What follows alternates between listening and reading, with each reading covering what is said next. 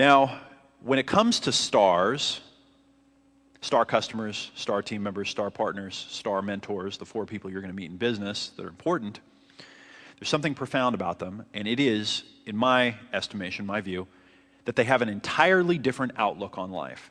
They just have a different paradigm. They look at things differently. And the contrast that I will put up here is the difference between cause and effect.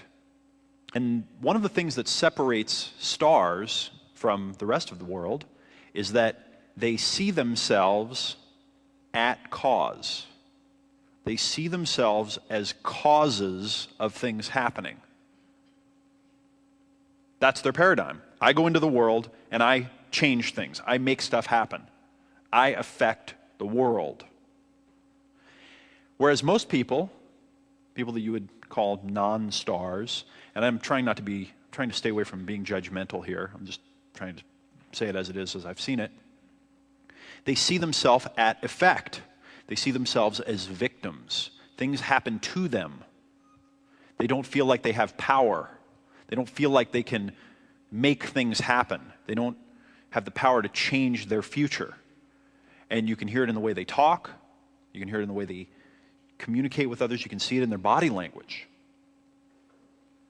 Cause or effect. Stars are at cause. The 2 biggest mistakes that people make in psychology, behavior, motivation is, number 1, thinking that everyone's the same, and number 2, thinking that everyone's different. Those are the 2 biggest mistakes. Thinking all people are the same. Number 2, thinking all people are different. Well, there's some similarities and there's some differences. And what I've discovered is that people are intrinsically motivated and they're extrinsically motivated, and you can use carrots and sticks and inspiration, and you can use any of them on anyone. And you can figure out how to maybe make them work. But when it comes to building a business that's going to run long term, it's probably better to find people that are already intrinsically motivated. They already have the energy and the passion. They already love doing the type of work and creating great results. They're already in the mindset of, I'm going to develop myself in the best that I can possibly be.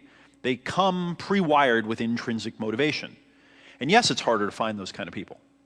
It requires a little more work, interviewing more folks, building more relationships.